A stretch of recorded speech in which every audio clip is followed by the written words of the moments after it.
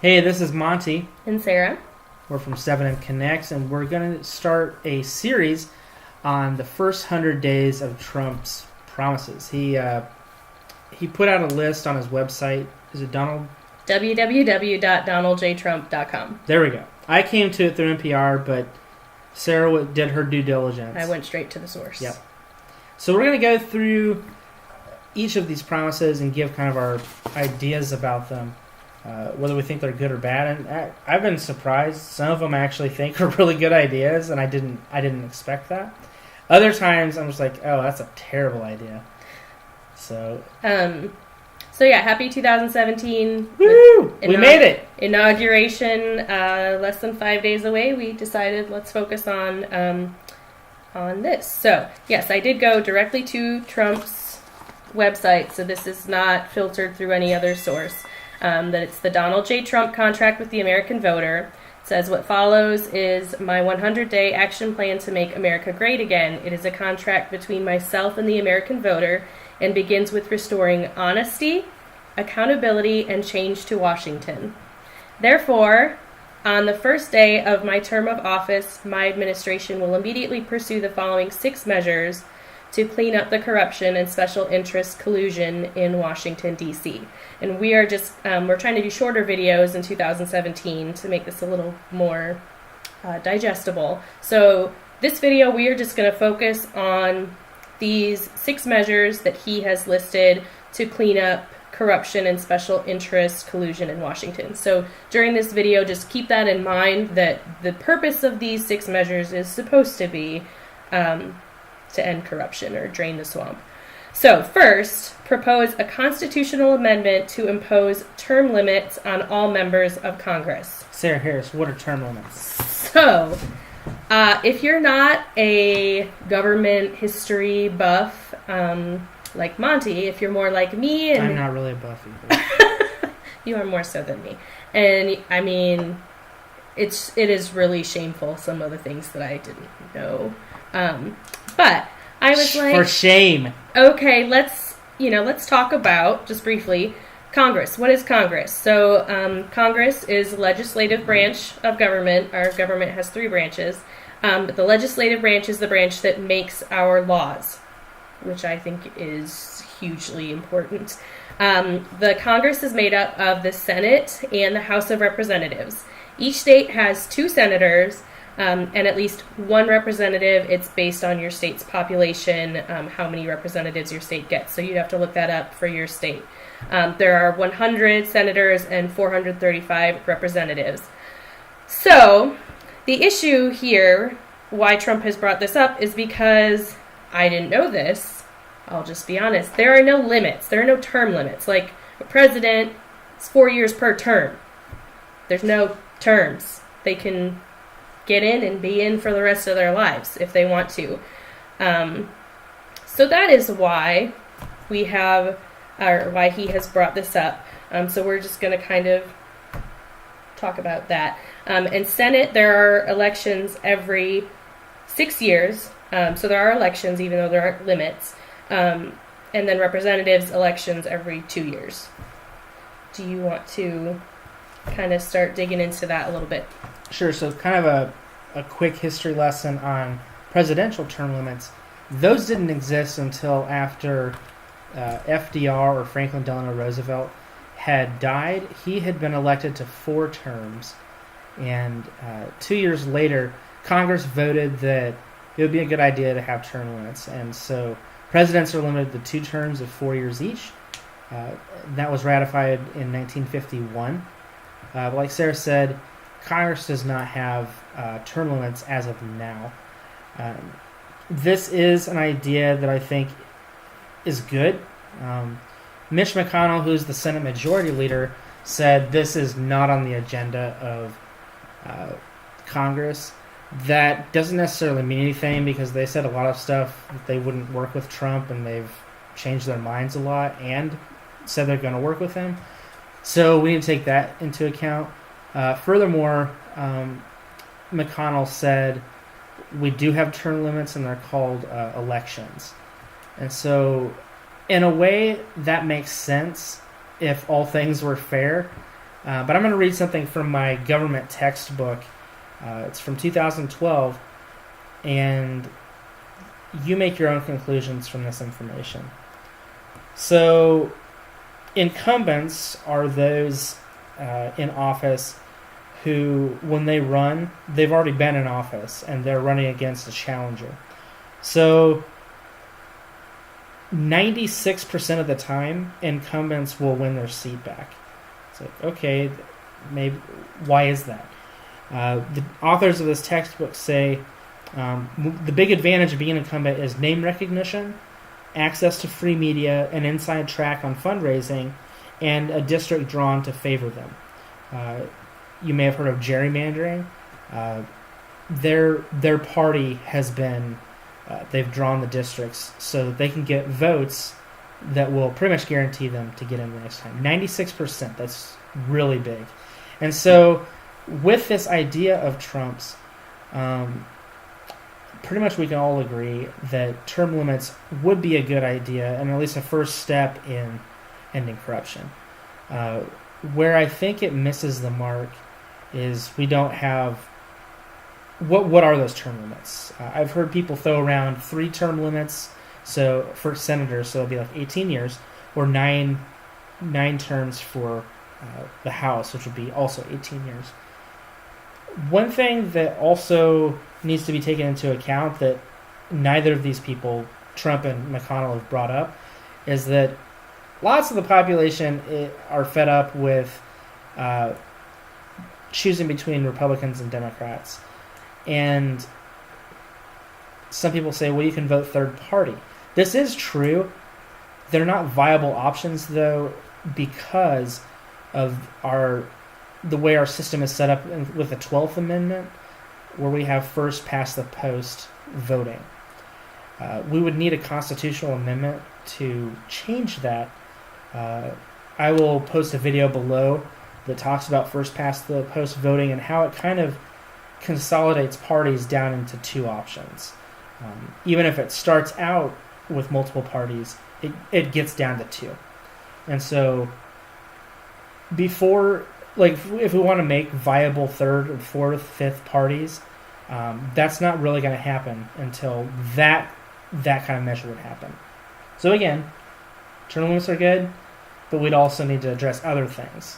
Well, and I did some research because a lot of this 100-day plan, I'm like, I don't even know. I have more questions than I do answers. I don't know where to start. It's so much to dig into. So I did some research. One pro that was mentioned is the benefit of experience. However, we talked about that being president, which I would think there's a lot to learn and get a handle on. There's term limits for that. So apparently we don't care about keeping somebody in presidential office because they have experience, but we want to keep Congress in office longer because of their experience. So, that doesn't... And presidents aren't even guaranteed their next term.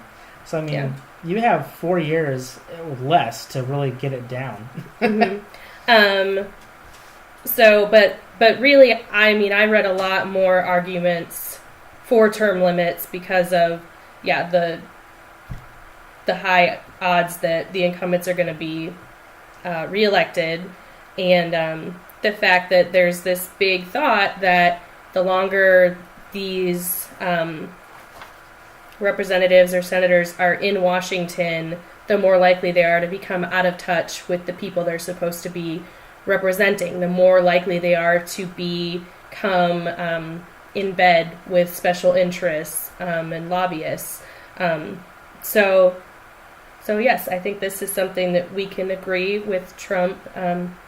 This would be good. The likelihood of it happening, I'm not so sure, because Congress doesn't want it, and this is one piece of Trump's plan that it would require an amendment to the Constitution, is my understanding, which is a lengthier process than him just doing an executive order and signing it into whatever the word is. Okay, anything else on that one? That's good. All right, second, a hiring freeze on all federal employees to reduce federal workforce through attrition exempting military, public safety, and public health. So the attrition, reducing the workforce through attrition means that as people retire or die, or whatever, and we're not hiring new people, gradually the workforce is going to decrease. This is definitely one where I feel like I need more answers. What exactly are we including in public safety and public health? Because there are a lot of things that the federal employees do, and I'm a little concerned about just blanket doing a hiring freeze. And I did some research on this, and on an article on NPR, it actually talked about that the civilian federal workforce is about 2 million people, and that's roughly the same size as it was in the 1960s, when the U.S. population was about half what it is now. So I do social work for a living, and I absolutely know what it's like when we don't have enough workers to cover the amount of need. And my definite concern with this would be that we don't have enough federal workers to sufficiently address the need of our population. I'm also not entirely sure how this reduces corruption. I don't know, I guess maybe they're thinking smaller workforce, easier to monitor. I get concerned, though, about smaller workforce, more likely to have loyalties with each other, and less likelihood for somebody who's going to blow the whistle and say, yeah, this is not the way we're supposed to be doing this. So I'm kind of on the fence about this one. And I think also we need to have a conversation why Trump exempts the military, public health, and public safety. We need to unpack what those are. And I think they make sense, again, if you don't define things. Like, yeah, we all want public safety. We all want health. Military, I think, is debatable. We have the biggest military, or not the biggest military in the world. We have the most expensive military in the world by far. And we're all over the place in the sense of having bases. One idea I've had with policing, which would be under public safety, particularly in the events of the past 4 years, but definitely way before that, there's been kind of a thing in the media that has been anti-police, and I recognize that because we've had more attention paid to deaths at the hands of officers. That is something we need to address. We can't just... We have given them societally the license to kill, but I think that doesn't mean we can't hold people accountable for use of that right. And one thing I think that would heal, or at least start the road to healing between police and communities, would be for police to come in to either neighborhood watches or communities without their uniforms on, and maybe police who have never shot anyone before. They would have that help coming in and explain they aren't just trained to shoot. A lot of my police friends have told me that they're trained in de-escalation techniques. This needs to be made known to communities, and maybe it would even be beneficial for police to train communities on de-escalation techniques. Maybe perhaps that would lessen domestic violence. Who knows? But again, I think just putting hiring freezes and or putting more of our eggs in these baskets, we need to, as communities, ask questions. We're not going to have all the answers at all on this plan that Trump has, but we want to maybe show how we come at assessing political things by asking questions to start more grassroots questioning. Don't just accept what comes out of the mouths of these people. Ask questions. Third, is a requirement that for every new federal regulation, 2 existing regulations must be eliminated. I'm on the fence about that one because I need some clarification on what is the criteria we're using, or he would be using, to determine which 2 existing regulations get axed. And how is that going to end corruption? Because I don't think you can just say, well, for every new one we get rid of 2 and that will end corruption. You pick it out of a hat. I don't think that we can make that assumption. And I read a New York Times article that speculation, I think it was, the article was from November 9th, was that Trump was going to focus on deregulating banking, business, and healthcare. And so while a lot of us would maybe applaud less regulation from the IRS, we probably, as people, as the everyday folk, probably would be against the deregulation of some of these entities that maybe he would be interested in deregulating. Mm-hmm. So again, we need to ask questions of this vague thing. Okay, what regulations are you talking about? Mm-hmm. Then the 4th, 5th, and 6th things all have to do with lobbying.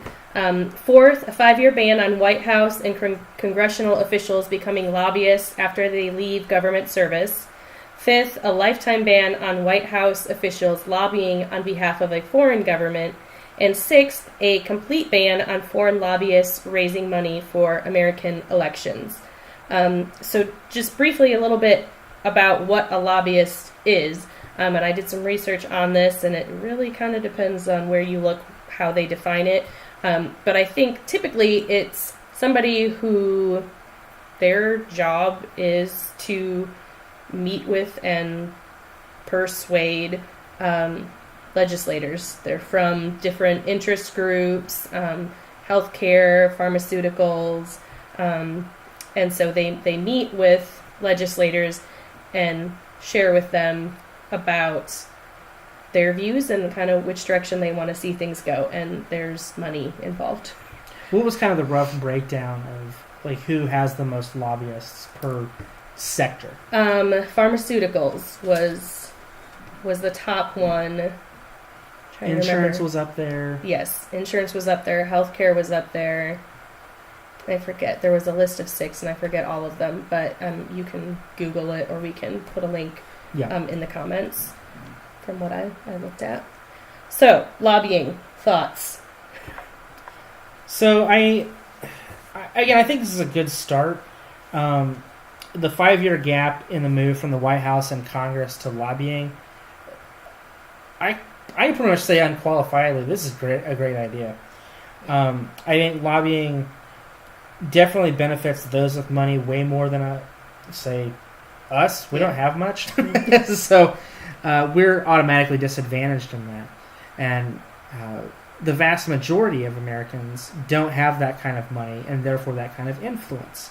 And therefore, to say that we're a government of, by, and for the people rhetorically sounds nice, but it's probably pretty disingenuous if we really dig deep. Mm-hmm. So again, I think the less power we have in lobbying, the better it is for America. Mm-hmm. So I think our consensus is, these limits on lobbying are great. Let's take it even further. Let's talk about lobbying and the pros and cons and how it affects the everyday American. If that's what Trump wants to be about, is restoring accountability with the government, then let's do this.